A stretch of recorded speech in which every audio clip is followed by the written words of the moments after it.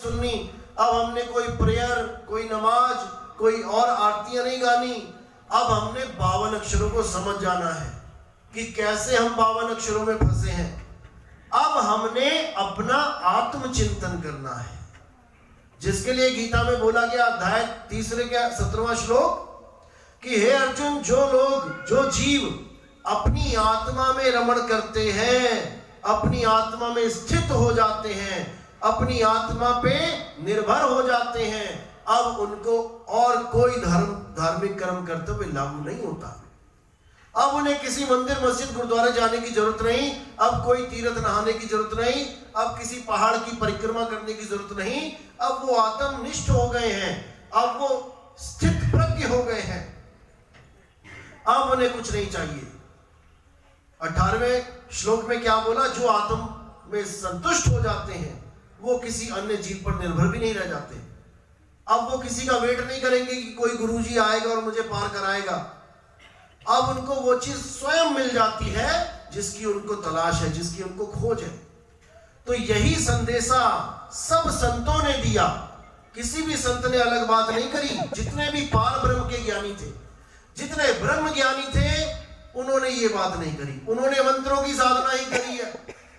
किसी भी ब्रह्म ज्ञानी के आश्रम में चले जाओ, जहां लिखा हो 1008 या 108 ब्रह्मलीन स्वामी जी कोई भी हो, आप वहां जाके दीक्षा लोगे, आपको मंत्र ही पकड़ा दिए जाएंगे, क्योंकि वो खुद मंत्र जपते हुए गए हैं। तो मंत्रों की साधना करने के बाद हमें जो अवस्था मिलती है वो ब्रह्म अवस्था कहलाती है। हम जीव से ब्रह्म हो जाते हैं, एक तो अहम ब्रह्मस्मि कह के शांत हो जाते हैं। लेकिन जो असली चीज है वो ब्रह्म ज्ञान भी नहीं है। ब्रह्म से आगे बढ़ जाना है, पार ब्रह्म को पहुंचना है। तो नानक साहब कह रहे, ताती वाव न ला गई, पार ब्रह्म शरण आई। जो पार ब्रह्म की यानी आत्म देव की शरण में चले जाते हैं, उनकी ब्रह्म अवस्था भी छूट जाती है, क्योंकि ब्रह्म अवस्था ही जगत का कारण है। ये जगत ब्रह्म की वजह से हुआ है और हम जीव बन के बैठे हुए हैं इसी ब्रह्म की वजह से। अब हमने इसको पार कर लेना है, और जब हमें पार ब्रह्म अवस्था का कोई ज्ञान मिल जाएगा, अब हम जीव और ब्रह्म अवस्था से ऊपर उठ जाएंगे। इसी को साहिब ने बोला जीव, शिव और पीव अवस्था।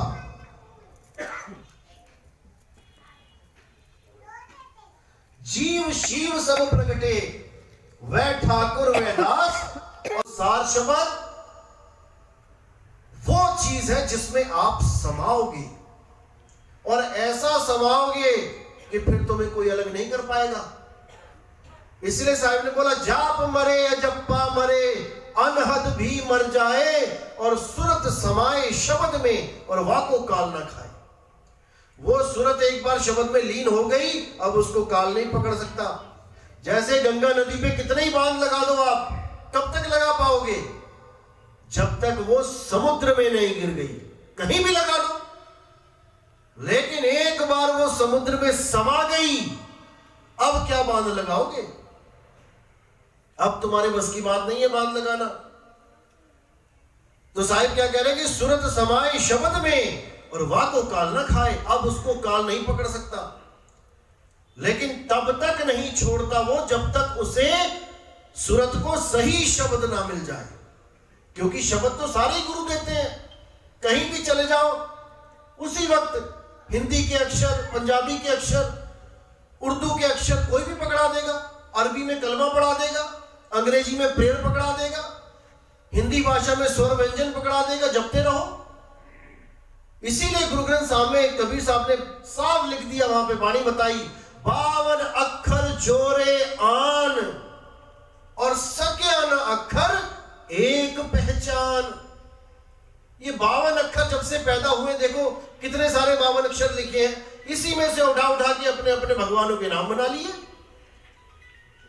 अब भगवान परमात्मा देखा किसी ने नहीं, बस इन अक्षरों को ले लेके झगड़ा कर रहे हैं। तेरा अल्लाह छोटा है, मेरा राम बड़ा है, तेरा वाहेगुरु छोटा है, मेरा खुदा बड़ा है। ना वाहेगुरु का पता, ना अल्लाह का पता, ना राम का पता, लेकिन अपने अपने अक्षरों को उठा के उनको महान बनाने में लगे। इसलिए साहिब करे 52 अक्षर जोरे आन और सकिया न अक्षर एक पहचान। उस एक अक्षर को कोई नहीं जान पा रहा है। अगर वो एक अक्षर समझ में आ जाए तो ये सब 52 का खेल ही खत्म हो जाएगा। तब ये जीवात्मा 52 के जंजाल से निकलेगी। अरे 52 के जंजाल में फंस गया ये संसार और सिमरन 52 का करे, कैसे लागे पार। जब तक हमें यही समझ नहीं आया कि हमने करना क्या है, जब तक हम उलझे ही रहेंगे। तो साहिब करे जब 52 का टूटे डोरा, ऐसा गुरु तुम्हारे जीवन में आ गया जो 52 का डोर ही तोड़ दे, अब तुम्हें काल नहीं पकड़ पाएगा। क्योंकि अब तुम्हें तत्व का ज्ञान दिया। नंबर वाणी है उनकी,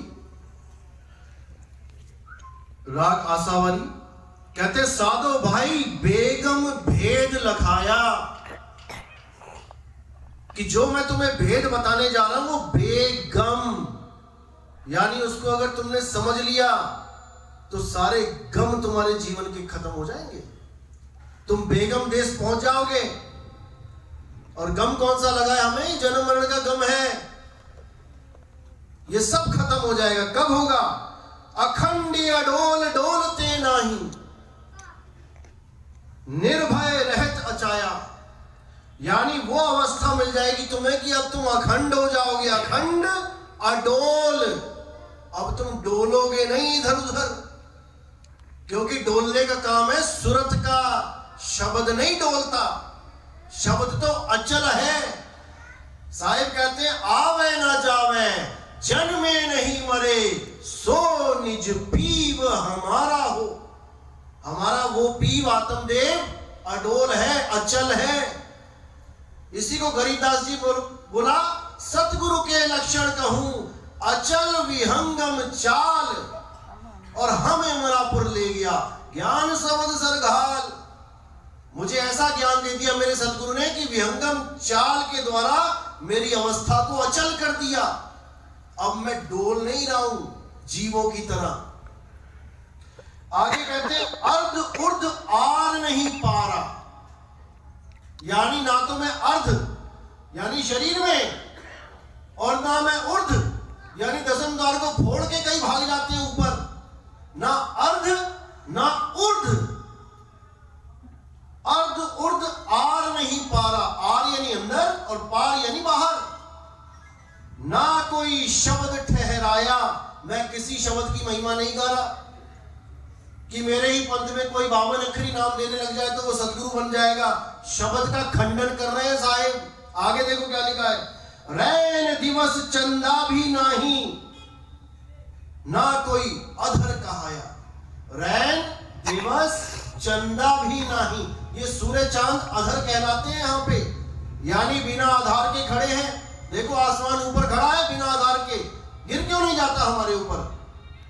इसको अधर बता रखा है लोगों ने, लेकिन उसका भी खंडन कर दिया कि ये भी अधर नहीं है, अधर कुछ और है। आगे कहते हैं स्वर अक्षर को उत्पत्त नहीं। ये स्वर अक्षर क्या है? ये स्वर व्यंजन है। कि इन अक्षरों की भी बात मत कर देना कि नवल दास इन अक्षरों का गुलाम है। हिंदी केवल आपने पहचानना है अपने संत का कि जीव को परमात्मा बता दिया, या ब्रह्म की साधना करवा दी, या उस पार ब्रह्म परमात्मा जो हमारा ही आत्म स्वरूप है उसका लखाव करा दिया। इसीलिए कबीर साहब ने बोला है, सत्य स्वरूपी नाम साहिब का, सो निज नाम हमारा। मेरा और परमात्मा के अलग अलग दो नाम नहीं है, मेरा और परमात्मा का स्वरूप एक है। इसीलिए रविदास जी ने बोला, तो ही मोही मोही तो ही अंतर कैसा। कोई अंतर नहीं बचेगा जब आपको भेदी गुरु मिल जाएगा, जो आपको इन 52 अक्षरी रूपी काल जाल से निकाल के उस आत्म ज्ञान का लखाव करा देगा, तब आपका ये जन्म सफल होगा।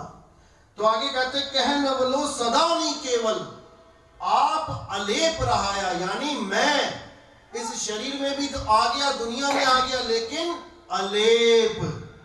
अलेप का मतलब होता है जो लेप ना हो जिसके ऊपर कोई, यानी मैं शुद्ध चैतन्य स्वरूप आत्म देव हूं। तो यही कबीर साहब कह रहे हैं कि भाई तू खुद को खोज, अरे तू सिमरन किसका करे, तू ही है आपे आप, वो घर और है भाई। ये घर नहीं है वो परमात्मा का जो इस घर में ढूंढने लग रहे हो। परमात्मा का घर है आत्म घट, तन घट नहीं है। तन खोजोगे मन मिलेगा, आत्मा खोजोगे परमात्मा मिलेगा। इसलिए साहिब ने बोला आत्म चीन है तो परमात्म चीन है, और संत कहावे सोए यह भेद काया से बाहर, बूझे बिरला कोई। तो इसी को समझना है। तन घट, मन घट, आत्म घट, इन तीन घटों को पहचान लो, सारी कहानी समझ में आ जाएगी कि हम फंसे कहां हैं। तन घट साकार है, मन घट निराकार है। साकार निराकार दोनों से परे पूर्ण करतार है। वही परमपिता परमात्मा हमारा आत्म स्वरूप है, उसी की महिमा गाते हैं। तो यही वाणी पे विराम देता हूं और आगे महात्मा जी आए हैं। की बात कर रहा हूं जब ये अक्षर की भी उत्पत्ति नहीं हुई थी, जब ये 52 अक्षर नहीं थे, मैं उस अगम की बात कर रहा हूं। स्वर अक्षर को उत्पत्त नहीं, अनामी अक्षर धाया। वो अक्षर, यानी मैंने अभी बताया कि आत्मा को ही अक्षर कहते हैं, लेकिन उसका कोई नाम नहीं है कि कोई नाम रख के बैठ जाए उसका। तो यहां पर बोल दिया अनामी, जिसका कोई नाम नहीं। अनामी अक्षर थाया, ब्रह्मा विष्णु ज्ञानी नाही, ना कोई वेद धर पाया। ना तो कोई ब्रह्मा, ना विष्णु, ना महेश, उस वक्त कोई भी नहीं था, और ना ही किसी वेदों की कोई उत्पत्ति हुई थी। मैं तब की बात बता रहा हूं, उसको जानो। नहीं कोई आकार, निराकार ना कोई। कर दिया खंडन। साकार और निराकार दोनों का खंडन कर दिया वाणी में कि परमात्मा ना तो साकार है और ना निराकार है। अब अगर कोई साकार और निराकार में उलझता है, जो मेरे पंथ में बैठे हैं, तो इसमें मेरा कोई कसूर नहीं। मैं तो लिख के चला गया। अब इस वाणी के अनुसार वो भेदी ढूंढो जो इस वाणी को समझाए और इसके अनुसार तुम्हें ज्ञान करवाए। नहीं तो इंसानी जन्म में आने का कोई मकसद सफल नहीं होने वाला।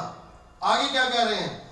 नहीं कोई आकार निराकार ना कोई, नहीं अवतार ठहराया। मैं किसी अवतारों की पूजा नहीं करता, मैं किसी भगवानों की पूजा नहीं करता, क्योंकि ये भगवान तो समय समय पर अवतार लेके आते हैं, लेकिन मैं उस समय की बात कर रहा हूं जब समय भी नहीं था। तब कौन था? फिर कह रहे विकट विकराल रूप में वाही, सो हम निश्चय पाया। यानी उसके द्वारा ही ये सारे रूप खड़े हैं, चाहे विकट होए चाहे विकराल होए। उस आत्म देव के अलावा कोई एक क्षण मात्र भी खड़ा होके नहीं दिखा सकता। अभी आत्मदेव शरीर को छोड़ दे, ये ढेरी हो जाएगा, खड़ा नहीं हो सकता कोई उसके बिना। मैं उस आत्मदेव की महिमा गा रहा हूं। तो आगे कहते बेगम अगम अखंड कहावे, सभी संत फरमाया, कह नवलो सदा नहीं केवल आप अलेप रहाया। बिल्कुल क्लियर कर दिया साहिब ने कि मैं वही उसी की महिमा गा रहा हूं जिसकी सब संतों ने महिमा गाई है। कोई ये ना समझ ले कि नवलदास कुछ अलग बता रहा है और बाकी संत कुछ अलग बता रहे हैं। सबका एक मत है, सब संतों का एक मत है, लेकिन तुमने पहचानना है कि ये वाणी कहां की है। अपने अपने लेवल पे सब संत लगी है, तो गुरु पानी पानी जपने को नहीं देगा। जो जप भी रहे हो उसको छुड़वा देगा। अब वो क्या कहेगा? अब तुम्हें उस तत्व का ज्ञान कराएगा जिसके कारण तुम्हारा गला गीला होगा। अब तुम पानी पियोगे, अब नाम नहीं जपोगे। अब ऐसा गुरु जब तुम्हें धारण कर लोगे, तब जाके तुम एक उस अक्षर को पहचान पाओगे। वो एक अक्षर क्या है? वो एक अक्षर ही आत्मदेव है। उसी आत्मदेव को खोजना है। मोको कहां ढूंढे रे बंदे, मैं तो तेरे पास में। उस आत्मदेव से ज्यादा पास हमारा कोई नहीं है। लेकिन हम उसको समझ नहीं पा रहे, उसको जान नहीं पा रहे। उसी आत्मा को संस्कृत भाषा में अक्षर बोला जाता है, अक्षर। और इन 52 अक्षरों को भी अक्षर ही बोला जाता है। 2 प्रकार के अक्षर है, एक 52 अक्षर और एक आदि अक्षर। आत्मा अजन्मा, शाश्वत, नित्य, पुरातन, सनातन, अडोल, अबोल, अछल। अब उस आत्मा का लखाव कराना है और इन 52 अक्षरों को छुड़वा देना है। सोई गुरु पूरा कहावे, 2 अक्षर का भेद बतावे, एक छुड़ावे और एक लखावे, तब प्राणी निज घर को जावे। उसी एक अक्षर को आत्मा कहते हैं और उसी का ज्ञान देने कबीर साहब इस दुनिया में आते हैं। जब मैं आत्मा बोलता हूं तो आत्म देव समझा करो, ना कि जीवात्मा। जीवात्मा तो हम सारे हैं ही हैं, लेकिन आत्मदेव को खोजना है। तो साहिब करे, आत्म ज्ञान बिना नर भटके, कभी कावा कभी काशी, और जल में मीन प्यासी, मोह देखते आवे हंसी।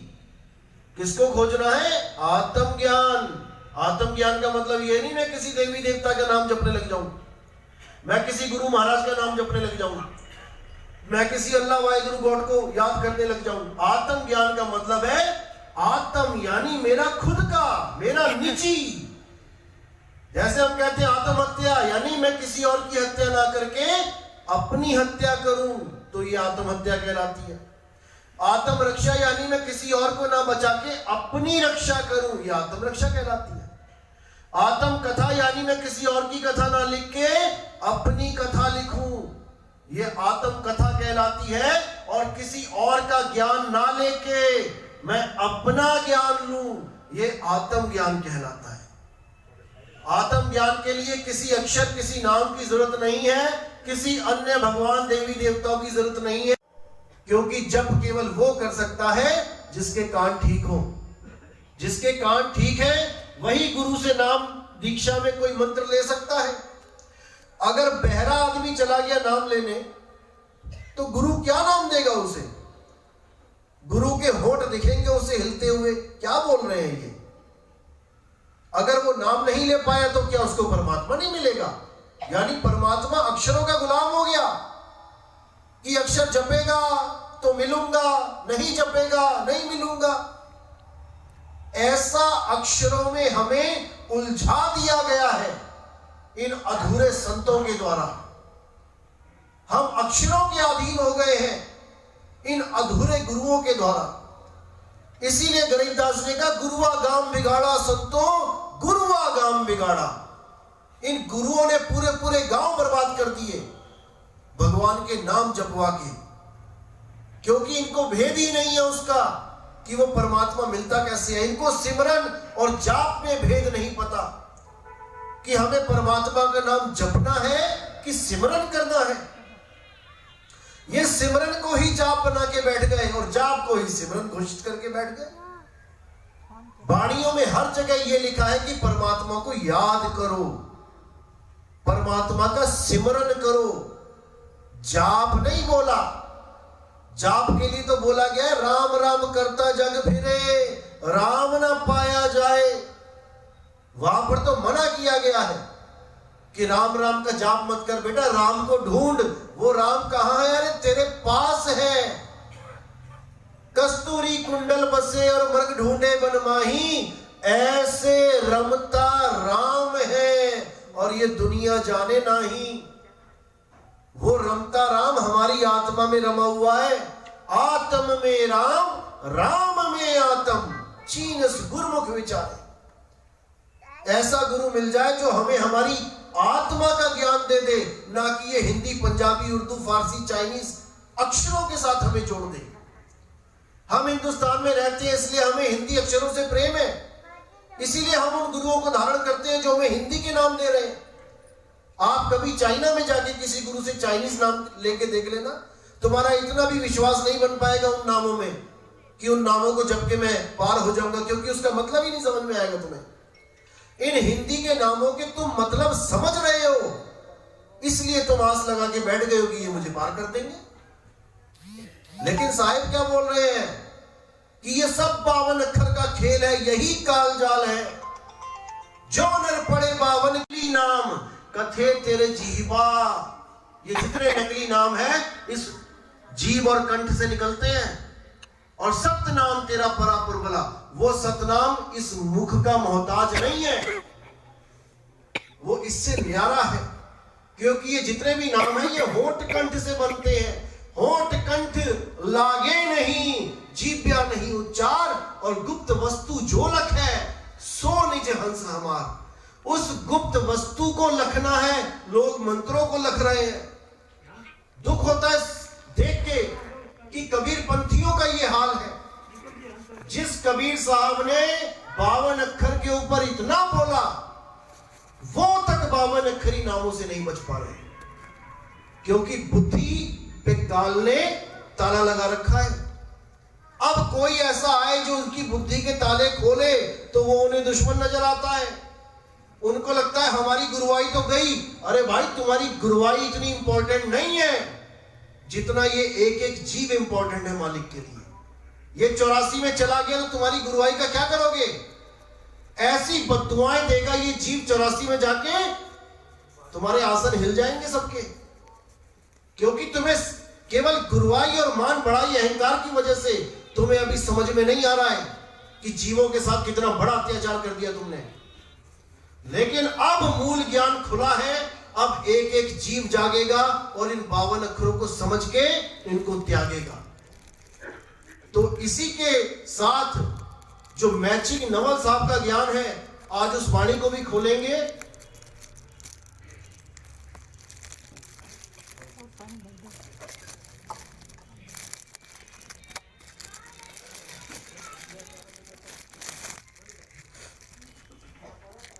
बात करते हैं ना, ब्रह्म की बात करते हैं। कबीर साहब किसकी बात करते हैं? राम नाम की आस। वो राम नाम क्या है? वो पीव अवस्था है। लेकिन पीव है क्या? आज कबीर पंथ के नाम पे इतने पंथ चल रहे हैं जो जीव को ही परमात्मा बता देते हैं कि जीव ही परमात्मा है। और कबीर साहब की बीजक पढ़ते हैं और बीजक में क्या लिखा है कि बहुबंधन में बांध गया एक बेचारा जीव, केवल छूटे आपने जे न छुड़ाए पीव। एक ही दोहे में दोनों नाम लिख दिए साहिब ने, जीव भी लिख दिया और पीव भी लिखवा दिया। अब इनको यही समझ में नहीं आ रहा कि जीव अवस्था क्या है और पीव अवस्था क्या है। जीव को ही सर्वे सर्वा मान के बैठे हुए हैं और वाणी क्या बताते हैं कि मैं तो से पूछूं पंडिता, शब्द बड़ा की जीव। अरे भाई, वो वाणी कहां पर फिट होती है ये तो जान लो। शब्द से बड़ा जीव को बता दिया इस वाणी में, बिल्कुल सही बताया। लेकिन वो कौन सा शब्द है जिससे बड़ा जीव है? अरे भाई, वो 52 अक्षरी शब्द है जिनसे ऊपर जीव है, क्योंकि जीव ही तो बोल रहा है 52 अक्षर। 52 अक्षरों को पैदा करने वाला जीव ही है, इसलिए वो 52 अक्षरों से बड़ा है। लेकिन सार शब्द से थोड़ी नहीं बड़ा है। सार शब्द के लिए क्या बोला गया? जितने भी शब्द हैं वो जीव से ही पैदा हो रहे हैं, सिवाय सार शब्द के। इसलिए बोला शब्द शब्द बहु अंतरे, सार शब्द मत लीजिए। कहे कबीर जहां सार शब्द नहीं, दृग जीवन सोचिए। उसका जीवन धिक्कार है जो इन अक्षरों को, इन शब्दों को जो वर्णों में आते हैं और उस शब्द गुरु को नहीं पहचान पा रहे अलग अलग करके। शब्द के नाम पे इन हिंदी, पंजाबी, उर्दू के अक्षरों की महिमा गा रहे हैं। और संतों ने किस शब्द की महिमा गाई? शब्दे धरती, शब्दे आकाश, शब्दे शब्द भया प्रकाश, सगल सृष्टि शब्द के पाछे, नानक शब्द घटे घटाछे। नानक साहब उस शब्द की महिमा गा रहे हैं जिसकी वजह से ये सारा अखंड ब्रह्मांड खड़ा हुआ है। और ये गुरुआ लोग ये मंत्रों की महिमा गा रहे हैं कि ये मंत्र जपले पार हो जाएगा, वो मंत्र। अरे तंत्र मंत्र सब झूठ है, इनमें ना उलझे कोई, और सार शब्द जाने बिना कागा हंस ना होए। ये जितने भी नाम है ये सब डुप्लीकेट डुप्लीकेट मैन मेड नाम है ये, हिंदी पंजाबी उर्दू फारसी के। इसीलिए स्वरूप की जरूरत है। आप समझ जाओ कि मैं ये शरीर नहीं हूं, ये शरीर ही मुझे जीवात्मा बना के बैठा रखा है इस शरीर में। अब इसी को पलट के आपने शुद्ध चैतन्य स्वरूप आत्मदेव हो जाना है। और उसको कैसे होना है? केवल अपनी सूरत को पलटना है। सूरत को पलट के कहां लगाना है? जहां से बिछड़ी थी। कहां से बिछड़ी थी? सार शब्द से। इसी को बोला कि उलट समानी आप में और प्रगटी ज्योति अनंत, साहिब सेवक एक संग खेले सदा बसंत। अब बसंत ही बसंत हो जाएगी, अब पतझड़ नहीं होगा। कब होगा? जब तुम पलट जाओगे। कैसे पलटना है? जैसे कछुआ चलता है, कछुआ आगे को देख के जा रहा है संसार में, सूरत फैल गई संसार में, उसने हाथ पैर निकाल दिए और चल पड़ा अपनी यात्रा करने। अब जितने भी जानवर है कछुए को छोड़ के, जब भी उनको भय आता है, कोई जानवर उनका पीछा करता है, मारने को आता है, तो वो भागते हैं अपने घर की तरफ। कोई गुफा में भागने की कोशिश करता है, कोई बिल में घुसने की कोशिश करता है। जैसे चूहे के पीछे बिल्ली पड़ जाए तो चूहा बिल देखता है कि कहां छुप जाऊं जाके, क्योंकि हर जीव सेव मोड की तलाश करता है। मैं क्या करूं? यहां तक कि आपको भी कोई मारे तो आप भी सिकुड़ जाते हो। ऐसे हो जाते हैं लोग कि मार ले भाई, पीठ पे जितना मारना है, बचने की कोशिश सिकुड़ के ही करते हो। ऐसे ही कछुआ क्या करता है? जैसे ही कोई जानवर आता है उसको खाने के लिए, वो अपने आप में समा जाता है। अब जैसे ही वो अपने आप में समाया, अब उस जानवर के लिए वो कछुआ एक पत्थर के ढेले के बराबर है, अब इससे ज्यादा कुछ भी नहीं। अब वो सूंघता है चार चक्कर लगा के कि अब इसको क्या खाऊं, क्या चाटूं इसे मैं। वो तो चला गया अंदर, तो उसको छोड़ के आगे चला जाता है। यही खेल हमारी सूरत कर रही है, यही विस्तार करती है जब फैलती है कछुए की तरह। और जब इसको मुक्ति चाहिए होती है तो वेदी गुरु क्या करता है? इसको वो स्थान बता देता है जहां पर इसने सिमट जाना है। इसी को साहेब ने बोला, उलट समानी आप में प्रगटी ज्योति अनंत और साहिब सेवक एक संग खेले सदा बसंत। अब उसका आना जाना सदा के लिए समाप्त हो जाता है। तो यही हमने सीखना है सूरत शब्द योग में कि अब हमने नाम नहीं जपने हैं, अब हमने कोई अजप्पा जाप नहीं करना।